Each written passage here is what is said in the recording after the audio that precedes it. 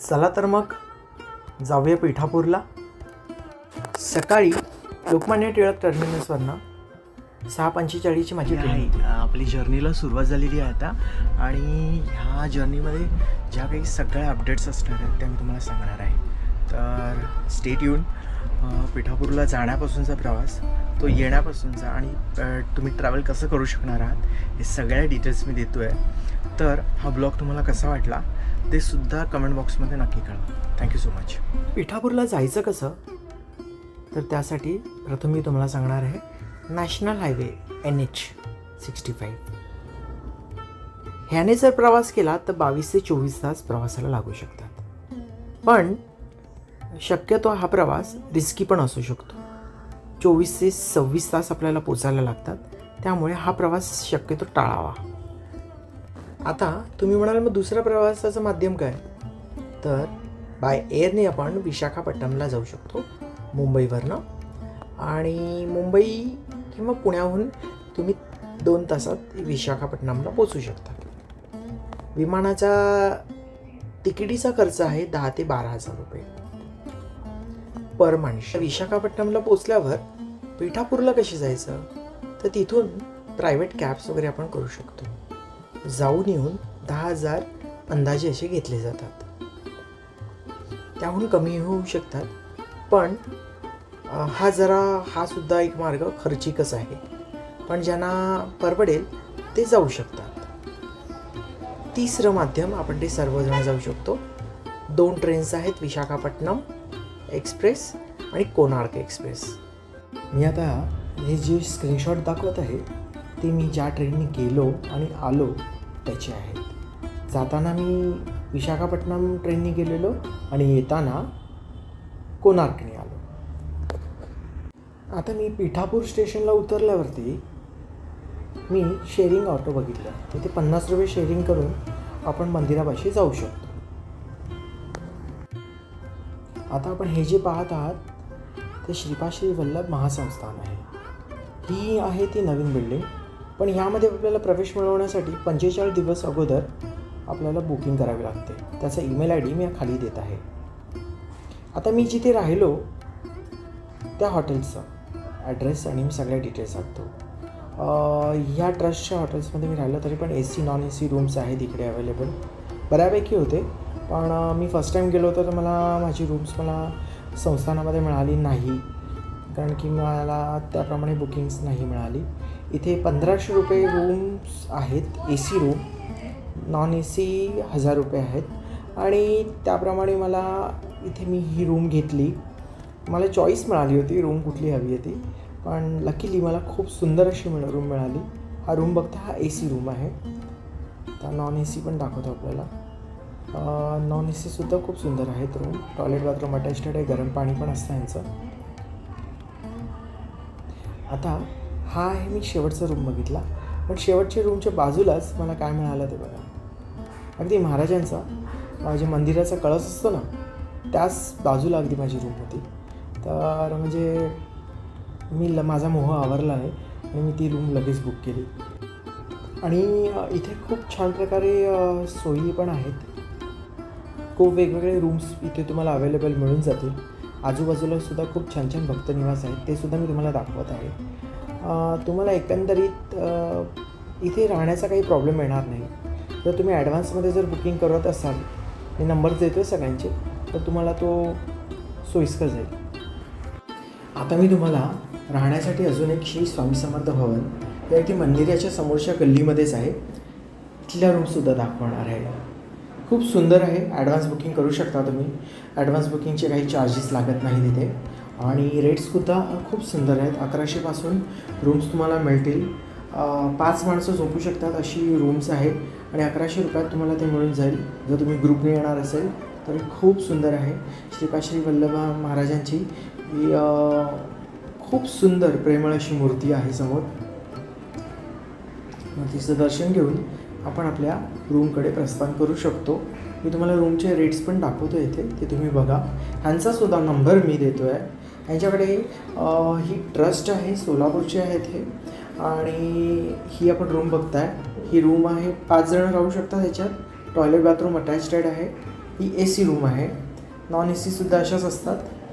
आणि महत्त्वाचं सांगायचं यांच्याकडे डोमॅट्रीसुद्धा आहे. डोमॅट्री म्हणजे यांच्या टॅरेसवरती 200 रुपयात जरी कोणाला राहण्याची सोय हवी असेल तरी एक बेड टाकून ते अरेंज करू शकतात. फक्त एवढंच की लॉकर्स नाही आहेत. आणि 3 माळ्याचं आहे. इथे आपण हा दुसरा मजला बघतो आहे. तर इथेसुद्धा खूप छान रूम्स आहेत. अतिशय उत्कृष्ट जेवणाची सोयसुद्धा तुम्ही जर ऑर्डर दिली तर तुम्हाला मिळू शकते आणि तुमची ट्रिप खूप छान सफल होईल महाराजांच्या आशीर्वादाने. तर तुम्ही फक्त हा जो आता हॉल बघताय हा डोमॅट्री टाईप त्यांनी अवेलेबल केलेला आहे, जे एकदम गरजू असतात त्यांच्यासाठी. फक्त इथेच लॉकर्स नाही आहेत. आपलं सामान इथे असंच ठेवून जाऊ शकतात.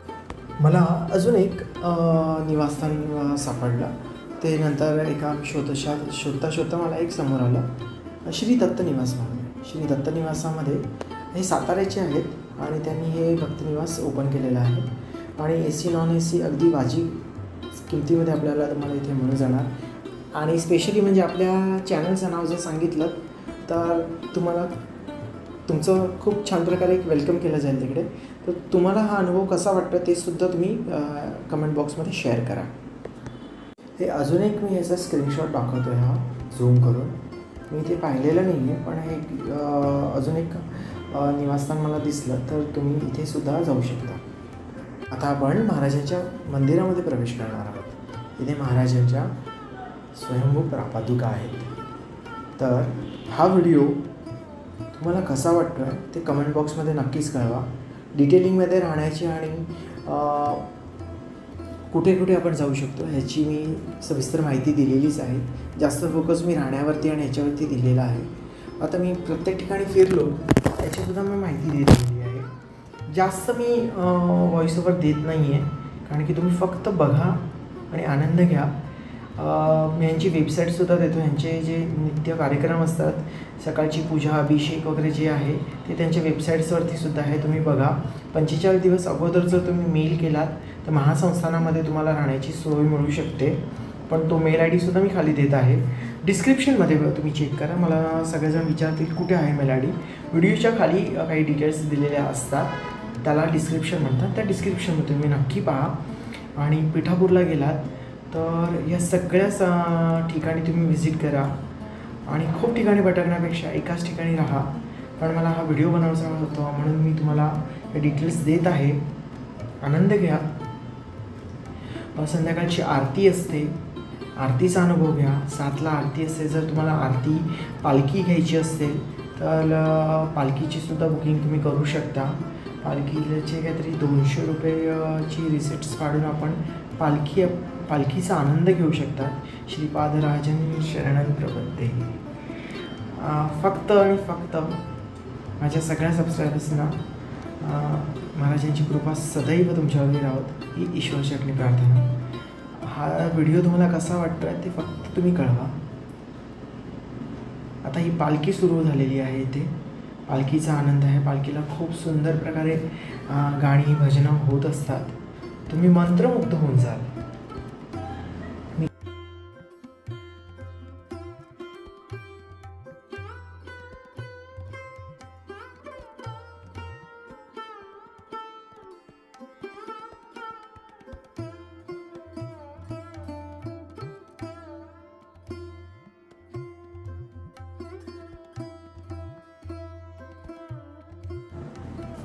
आता आपण कुकुटेश्वराच्या मंदिरात जाणार आहोत. मी इथे गेलो होतो सर्वपित्री अमावास्येच्या पिरियडमध्येच. इथे तुम्ही ह्या पिरियडमध्ये जर गेलात आणि आपल्या पितरांचे जर श्राद्ध केलंस या ठिकाणी येऊन तर त्यांना सद्गती लाभते असा इथला इतिहास आहे. तर तुम्ही नेक्स्ट टाईमला जर गेलात तर तुम्हाला ते कळून येईल.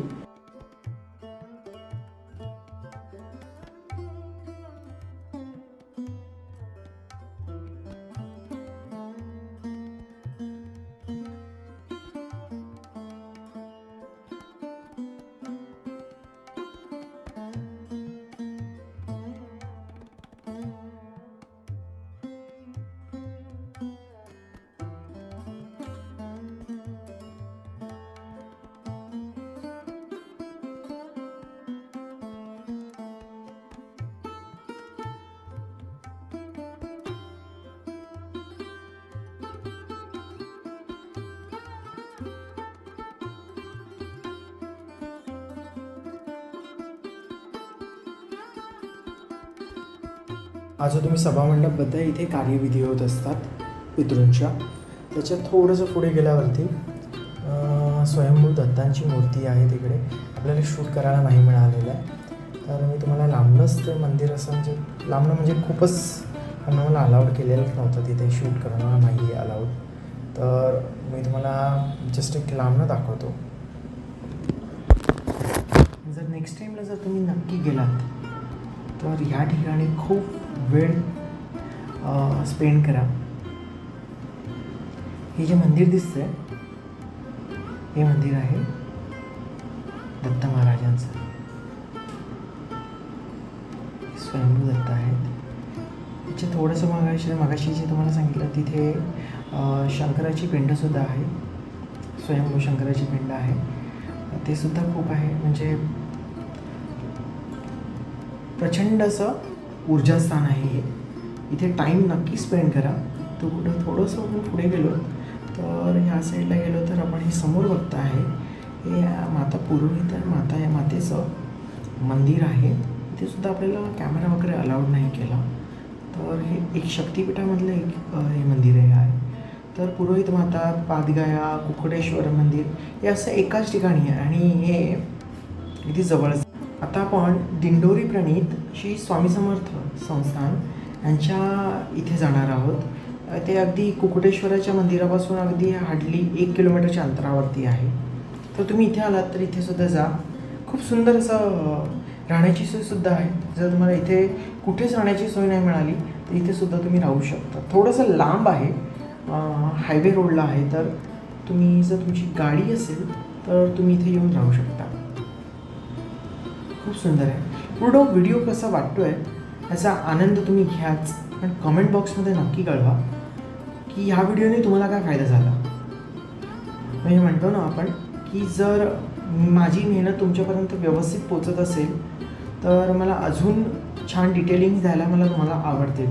तुम्हाला काय बघायला अजून आवडेल ते पण सांगा. म्हणजे मी माझ्या पुढच्या व्हिडिओजमध्ये मी ते इम्प्रूव्हमेंट करेन. तर असे व्हिडिओज माझ्या चॅनलला येतच असतात. तुम्ही पाहत राहा. तुम्हाला माझ्या या चॅनलला ट्रॅव्हल व्हिडिओज तर बघायला मिळतात, शॉपिंग व्हिडिओजसुद्धा बघायला मिळतात, ते सुद्धा पहा. पण चॅनलला जर आलात ना तर प्लीज सबस्क्राईब करायला विसरू नका. कारण की तुम्ही जर सबस्क्राईब केलात ना तर नेक्स्ट येणारा व्हिडिओ तुम्हाला अपडेट्स देऊन जाईल. तर आता हे बघताय महाराजांचं मंदिर. इथे सुद्धा मला शूट करायला दिलेलं नव्हतं, तरी पण मी लपून कॅमेरा पकडलेला होता. तरी मला जेवढं पॉसिबल झालं तेवढं मी शूट केलेलं आहे तुमच्यासाठी. सो तुम्ही आनंद घ्या की श्री दत्त अनघा लक्ष्मी मंदिर आहे. या मंदिरातसुद्धा श्री दत्त आणि अनघा माता हे दोघेही विराजमान आहेत. आणि हे दाम्पत्य म्हणजे खूप सुंदर आहे यांची कथा. जर तुम्ही ती वाचली असेल तर नक्की मला कमेंट बॉक्समध्ये कळवा. इथे सुद्धा मला जास्त शूट करायला मिळालं नाही. आतला गाभारा मी तुम्हाला थोडासा दाखवणार आहे. अशा प्रकारे मूर्ती आहे ही आतमध्ये. हे प्रशस्त असं मंदिर आहे, काळ्या पाषाणामधली मूर्ती. हा मंदिराचा परिसर आहे. हे अजून एक मंदिर मी तुम्हाला दाखवते. दुसरं मंदिर आहे हे कुंती माता मंदिर आहे. तर हे काका भेटले तर त्यांनी आपल्याला पूर्ण डिटेलिंग्स दिली. या मंदिराचा कंपाऊंड कसा आहे आणि खूप छान प्रकारे माहिती सांगत होते. आपण पूर्ण फिरलो. मंदिराचा कंपाऊंड प्रशस्त असा कंपाऊंड पाहिला. त्याच्यानंतर आपण आता मंदिरात प्रवेश करू. काका आपल्याला खूप डिटेलिंगमध्ये सांगत होते, पण काका जे काही सांगत होते ती भाषा होती कन्नड. माझ्या डोक्यावरनं चालली होती ना. मी हिंदी बोलू शकत होतो ना इंग्लिश. मराठी तर दूरच. तर तुम्हाला हा व्हिडिओ नक्की कसा वाटतोय ते नक्की सांगा. काकांनी आपल्याला पूर्ण मंदिराचा चारी परिसर दाखवला.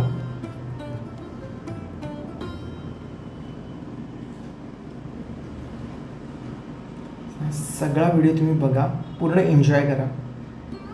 मी व्हॉइस ओव्हर इथेच थांबवतोय. Just enjoy the video. आणि तुम्हाला ह्या व्हिडिओमधलं काय आवडलं ते सुद्धा नक्की कळवायला विसरू नका. लाईक करा, शेअर करा, सबस्क्राईब करायला विसरू नका.